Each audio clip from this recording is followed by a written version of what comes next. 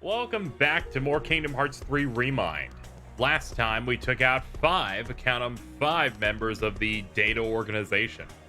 We now have taken out Young Xehanort, Riku Replica, Larxene Xigbar, Luke Sword Marluxia, Terra Xehanort, and Vanitas. I think the only character we should jump into next for now would be Syx, number 8. So, what we're going to do is change up our customize, replacing our Thundaga with a Blizzard spell. Reason being, that's the weakness for him. That being said, I'm pretty sure I'm going to have to Unga as much as possible on this guy. This I don't think is one that I really feel the need to use a link during any part. I just panicked during all of it because he is hyper aggressive, which I feel like we would have all come to expect from him. The moon also exhilarates him.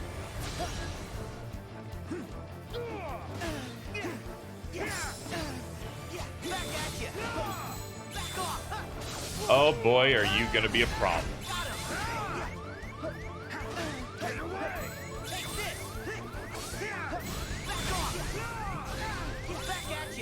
Thank God my defense is decent. I can tank a little bit of this. So unlike KH2, he doesn't have just one Berserk bar, he has two. This makes him a bit of a problem, as he is fairly aggressive in this first phase, but it's later that he becomes a problem. Also, I don't have the right healing bound to shortcuts. I'm gonna try my best to at least try and kick his ass, despite the fact that I can't immediately access my stuff quickly. But we'll see.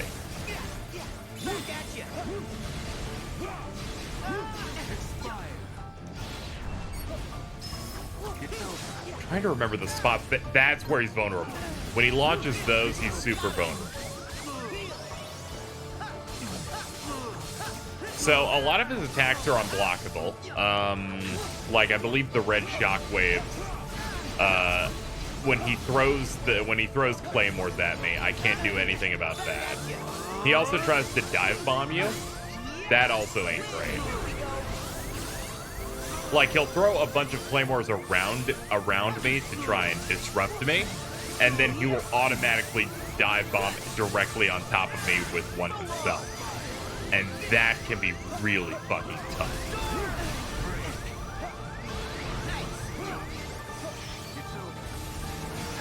Yeah, like, see, he's automatically on top of me there.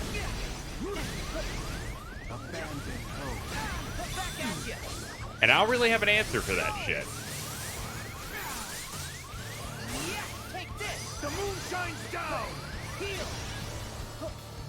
Okay. We're more than halfway through, though. We ripped through his health, so there's always that.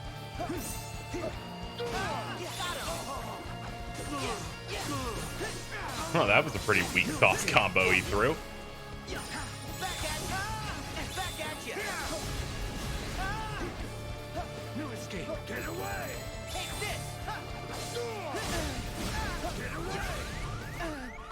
I call on the moon's pale. Alright, this is where things get dicey. I didn't even attempt to use Blizzard to disrupt him a little bit. Alright, this is this DM, where he will do this the whole time, while summoning claymores that appear in the air that will directly try to intercept me. Like that one. Not only are they unblockable and do a bunch of damage, they apply stun. And if I get hit with stun, I can get combo, like stun locked. It's not great.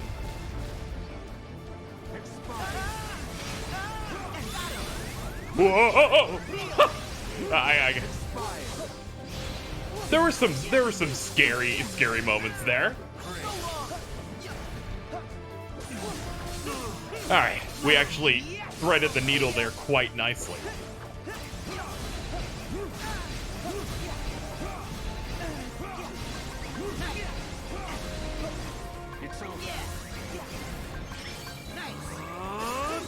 All right, our item use is a little frantic.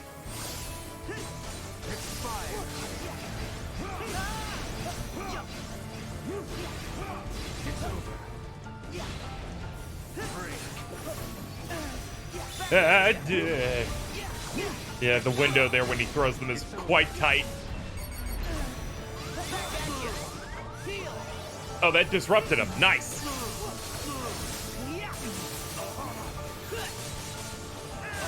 It's over. We're done. Wait. We're not done. Now we will be. Gotcha. Okay, he's scary.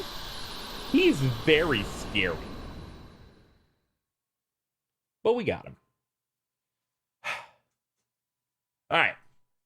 What a way to warm up, I guess. Because I did take a break in between recording the first two of these. So that is Sykes done. That leaves us with Ansem and Xemnas, which we shall do now.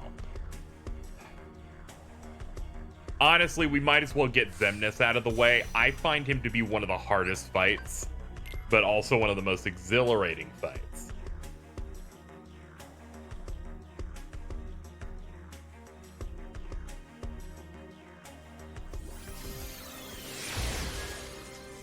Why resist the emptiness? I'm so glad they remixed his Dream Drop Distance theme. Leaving erase. So, they found a way to give his whole thorn mechanic from Kingdom Hearts 2. They found a way to allow that beautiful, glorious dance you did in that work here without reaction command.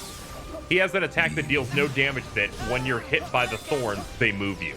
No more. So a couple things. When he does the ethereal blade or lightsaber spin straight up, at the end of that, he's completely boned. Leaving. You can also open his ass up with that, but I countered too early. We can use these things for flow motion. Or air step to them. There's a lot of options for that. His main thing is putting those walls up so he can then attack you with the thorns that will then push you into the walls for damage. He becomes Urian from Street Fighter. This man's got some tech. But I generally think this is one of the best of the fights that they made. I generally think that it sets out on a mission to make a cool Xemnas fight, and I think they made my favorite Xemnas fight.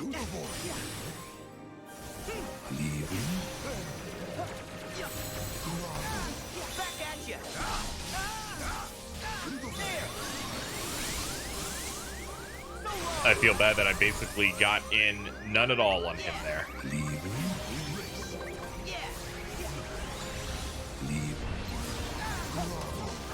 Oh, I've had enough of you. Your silliness.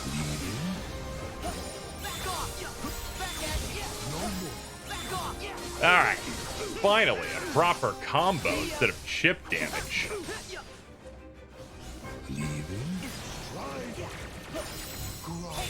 There you go. If you properly counter through the grovel, he'll leave himself open.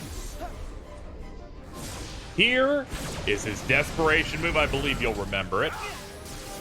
You may also remember bad frame rate. It exists in many games.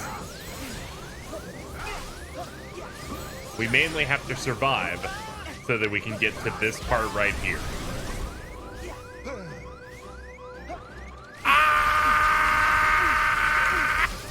And it keeps going. They turned the laser dome from Kingdom Hearts 2's grand finale into a long-form DM. However, they've also snuck in blue bolts that break your guard. So you have to dodge in the middle of it, which is super sick. And then he just keeps fighting you here to disorient you. And here's the finale. It starts with a couple of blue bolts, then these bolts, then even more blue bolts, then the rest of them. That was not graceful in the slightest, but I'll take it. Then you're stunned after it, but you can still get out of the stun. And now we hit the second phase where he's much harder to hit. Like he is a lot more aggressive in this phase.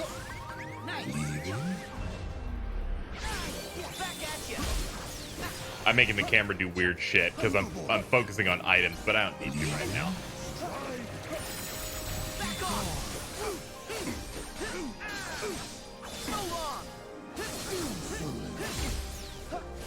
Hold on.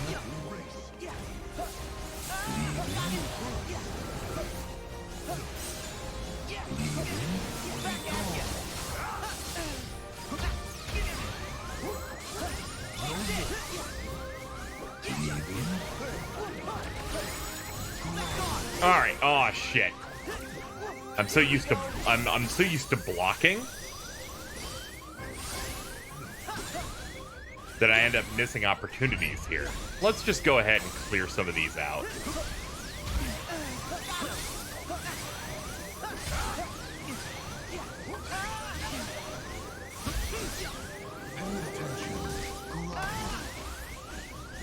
Ah! I got scared.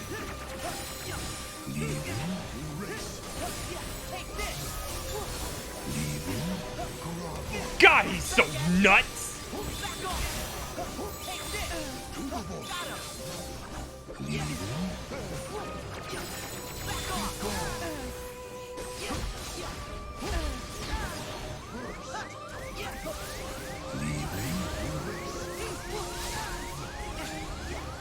To be honest, I'm pretty bad at figuring out when to hit him in this second phase because he's hyper aggressive and he removed one of the methods to get in on him.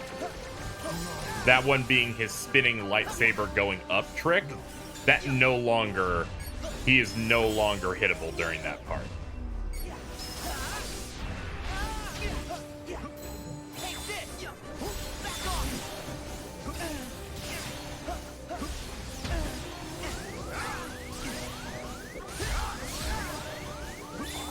Yeah, we're gonna need rage form.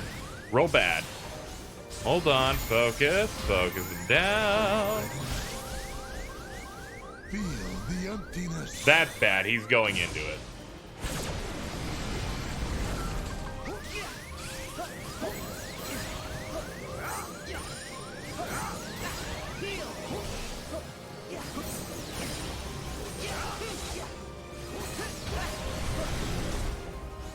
No escape. Alright, simple blocks.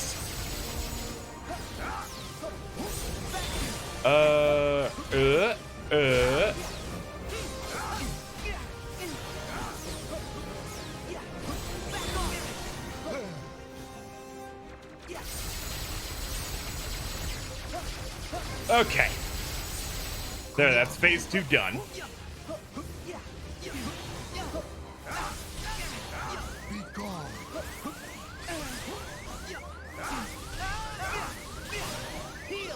No escape.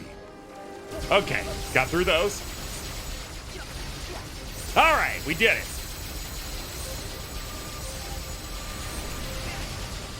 And here's the nightmare.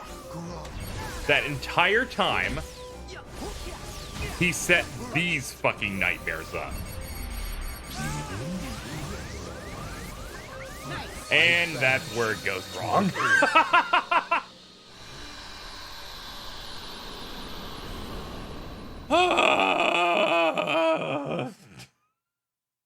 I don't know why this took me longer than it should have, but it did.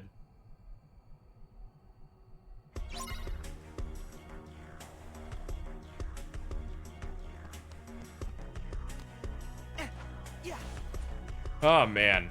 Oh, this video is a lot longer than I thought. I'm just gonna cut out those attempts. You saw the bulk of it on my first try. I just ended up fucking up at the end because he basically has no openings I actually know about in the last phase. It's one of those fights where I just kind of luck out and mash my way through it. It doesn't help that he gets rid of openings, which I think is a little weird. Not even the secret boss does that, so I don't know why he kind of just like deletes parts where you're able to hurt him. Anyway, let's move on to the next one after I split this video. All right, Ansem. Let's have a chat about Ansem and the things that he does that are things.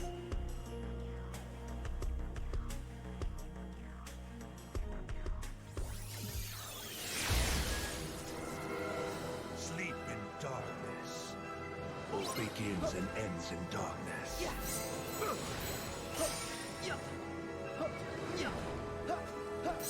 So, with Ansem, he's got a couple of openings. This is one of them. When he shoots out the dark energy, completely open for that, which I think is funny. And then he has that field of beams he did from the main game's fight. These claws come in and then those things seek in on you when they're done. Here's his attack from Kingdom Hearts 1.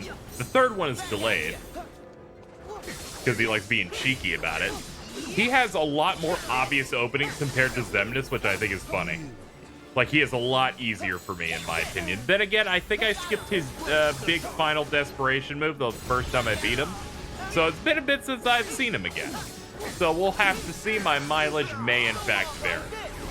Next up, I believe we're going to push his first DM phase now.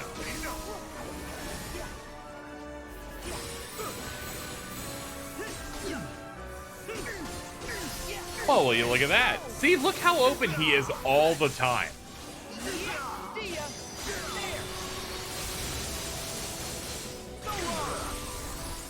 Which is funny, because he's like the Lord and Master of Keep Away. He does know some good theatrics, though. Oh, fuck, he does this? Okay. Alright, so I think I was always in a form when I fought him here. So I did not know that his projectiles put status effects on it. Okay, he might actually be a problem.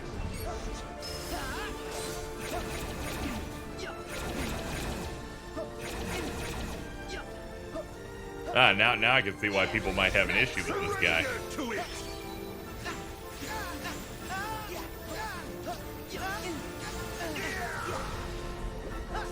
Alright, let's... I can't punish him with this shit! Oh god, these beams! Can this status effect end today? Thank you. Ah!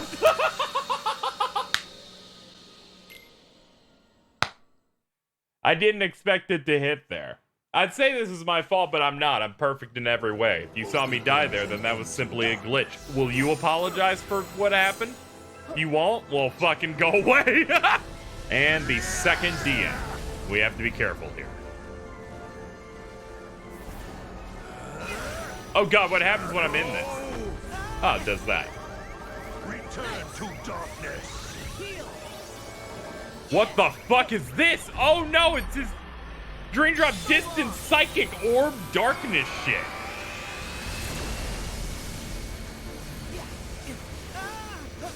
I've never seen this.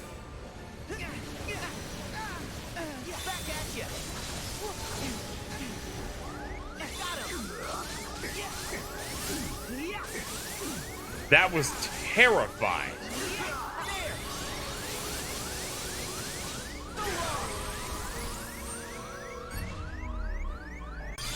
Take him out.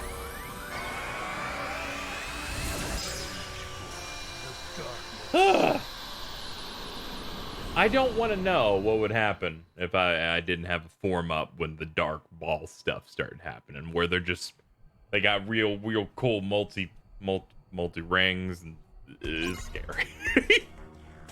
We have 2 fights left. First up is Xion, then Master Xehanort, and then we are done. Let's show him off.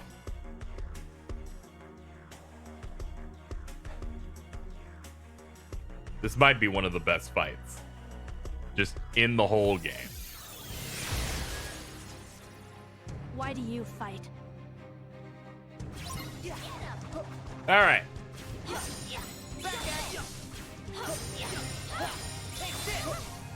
So, Xion is kind of like Roxas in her fighting style, but she's got a little bit more going on, actually. She's got multiple strike rates. On the third one, it's a risk dodge, so that's where you give her a real nice punish. Her blue beams there, if I get hit by them, lower my max health.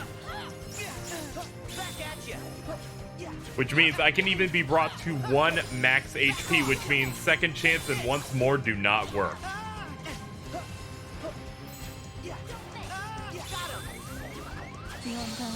This is gonna take This is gonna take a bit. During that next phase there, she mixes in strike raids in between attacks, and it's so hard to get a handle on it.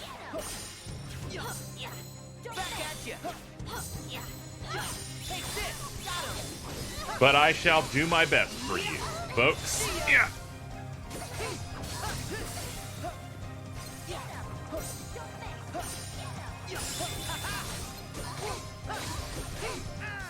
This is a good opening volley. Alright, now she will start being aggressive with 5 of these, then a combo, then mixing in some of these. There's the first strike raid, then immediately another one. And then she waits slightly a little bit for that third. That third is the main counter for that entire combo string, so I'm sad that I missed it.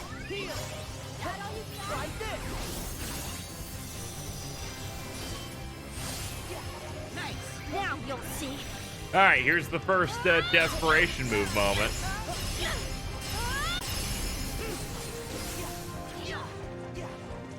So we need to deal with her quickly.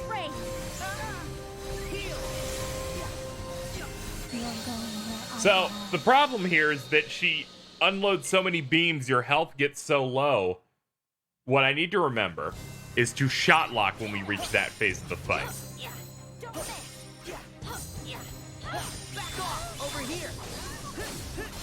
So we must be careful.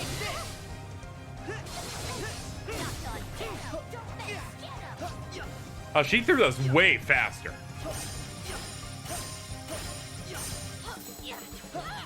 You see how I blocked all those really fast? It was really cool.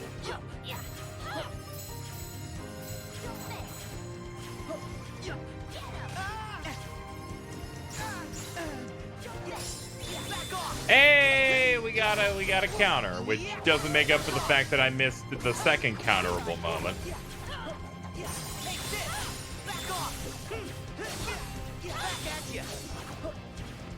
By the way, those huge overhead swings she does also institute stun.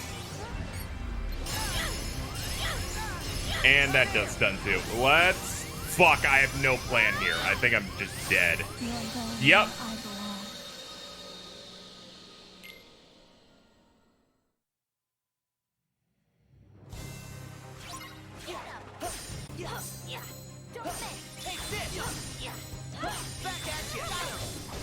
I am happy that I'm getting the red counter consistently on that part.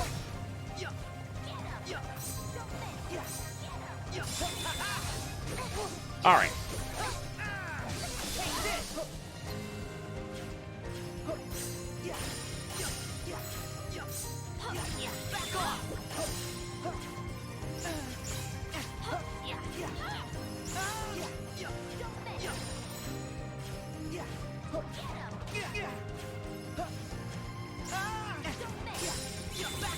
Yes, I barely got that. Here we go.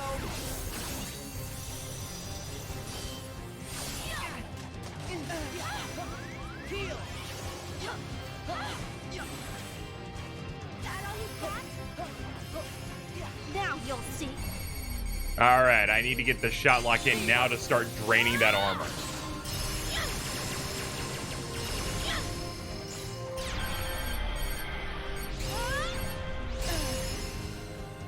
Oh god, I'm stunned.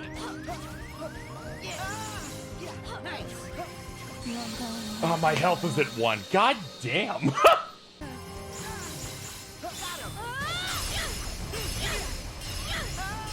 Oh, please! Oh, God!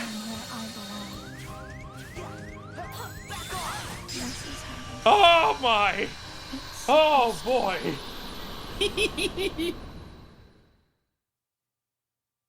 You're done. Well, with that, I've shown off all but one. Give me a moment to collect my thoughts. And there he is. Master Xehanort. This might be my favorite one. I don't know, there's parts of me that like this one a lot.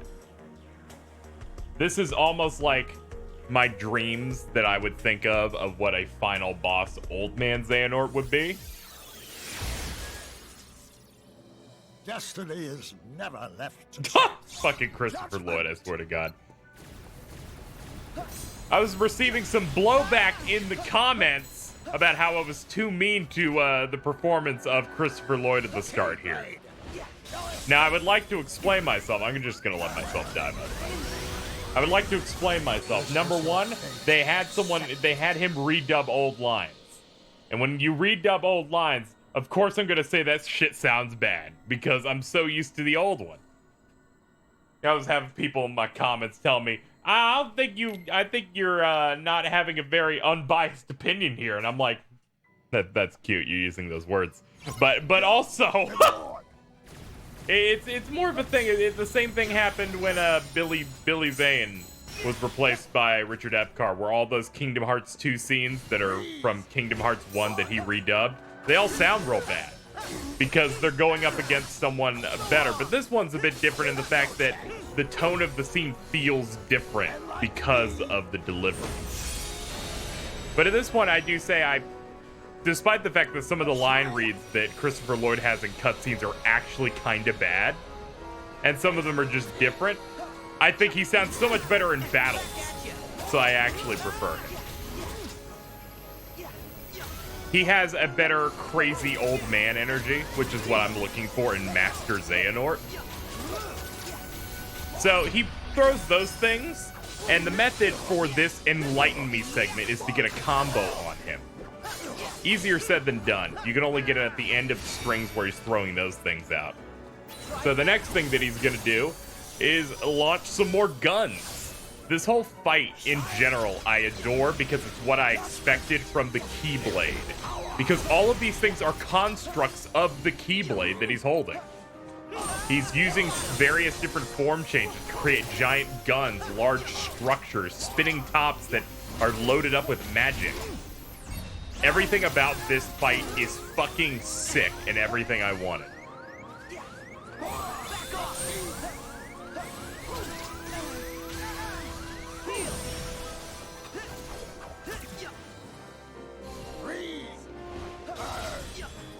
Alright, unfortunately I let him get this off, which I'm not a fan of. Means we have to deal with the guns as well as his Thundaza spam. Alright, when he does this, he pops up in the middle, so you can actually punish him and avoid getting another set of those large cannons.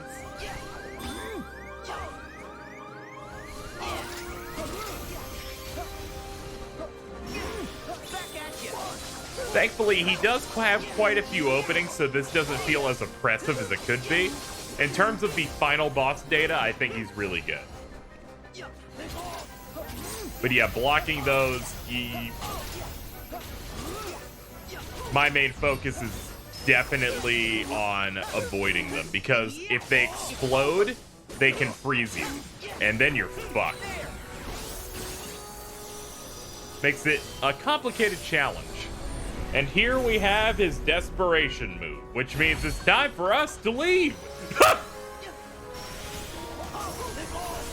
It's like, imagine his desperation move from last time, only even more difficult to dodge. It's another one I do not know how to deal with.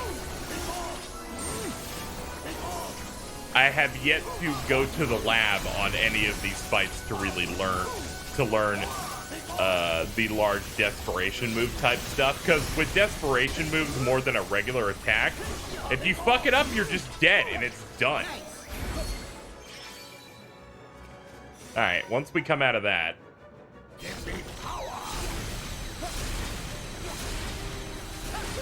we can then punish him.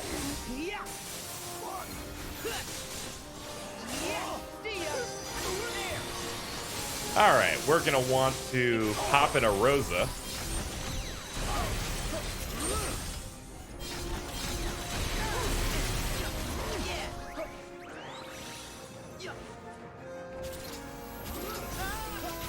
But the question what he was gonna do next.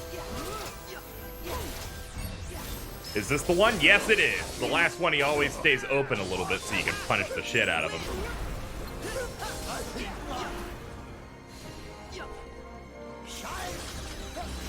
God, his battle lines are so good. Like, he's forceful in his delivery. So now he's going to start using other form changes, like a dual-bladed Keyblade, like Darth Maul, Fisticuffs.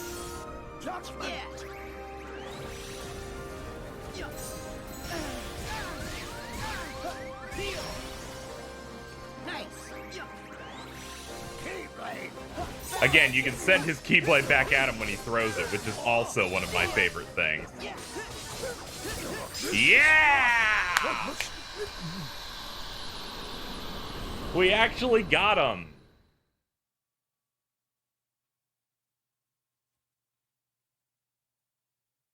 Whew. Well, this is 2.5 hours I'm not getting back, and surprisingly, I have very little footage coming out of it. And with Limit Cut done, I feel like I should talk a little bit about some of my favorites. In terms of fighting them right now, some of my personal favorites are Master Xehanort at the top. I find his fight really fun, and because he feels like a true final boss, he does a lot of things that I always wanted, which were a lot of form changes, a lot of fantastical things going on with the Keyblade. And I think that whole thing's really good. It's also a remix of No Heart's theme for his battle, and I think it's really good. Also, much better battle lines with the new voice actor. The other ones that I really like, Ansem and Xemnas are great. Xemnas has the best desperation move in the entire franchise now. It's so incredible. I adore it. Marluxia, I've always enjoyed his fights, but I think this is the best one he's ever had. Young Xehanort's a lot of fun, and Xion's also good, though I need to fight her more. She's one of the ones that I fought the least, so I should jump on that. Coming up tomorrow, or next time, for some reason I thought we were going to do the secret episode next, which I have prepped. But the next time, I'm gonna do some sort of super cut of me going through the data fights when I did them on stream, because that's my blind attempts. So that's gonna be in the next video. See if I can enchant some sort of video for you of that, and we'll see how that goes. I would like to thank you guys so much for your support throughout this mini series. I guess it's been so much fun going through all of these fights and experiencing the extra story content. They really did a really good job with everything, and it's been good to really have KH3 fleshed out to the degree I wanted it to be. So we're going to close out this episode, and we'll play, obviously, the final cutscene of the Limit Cut episode. Enjoy the ending, and I'll see you next time.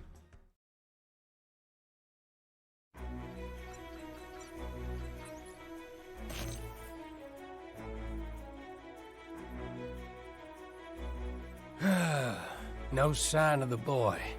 What a bummer. Ah!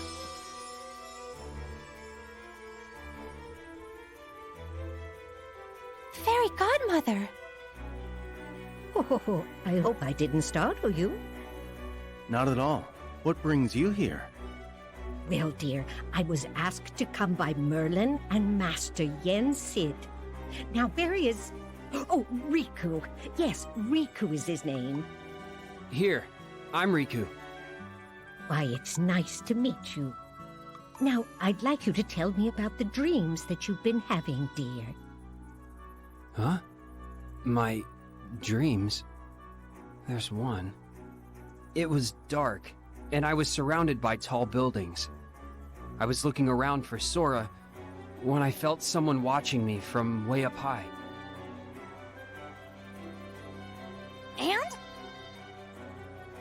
And that's all I remember. Ugh. But what happens next? Oh, I know. Huh? Why Riku's dream? Oh, because Master Yen Sid was worried.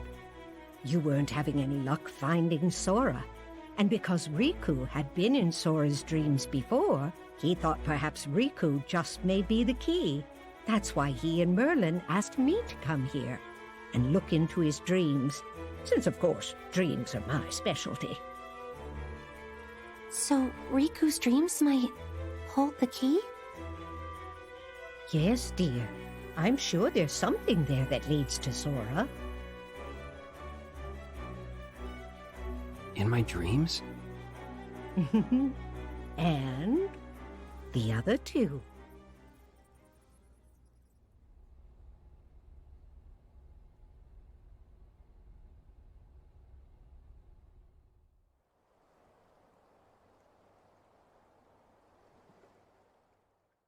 Thanks for watching. My videos are not possible without the generous support of people over on my Patreon. You're seeing their names go across the screen right now. Of course, we have to give some special props to some of the higher tiered patrons, and I'm gonna do so now.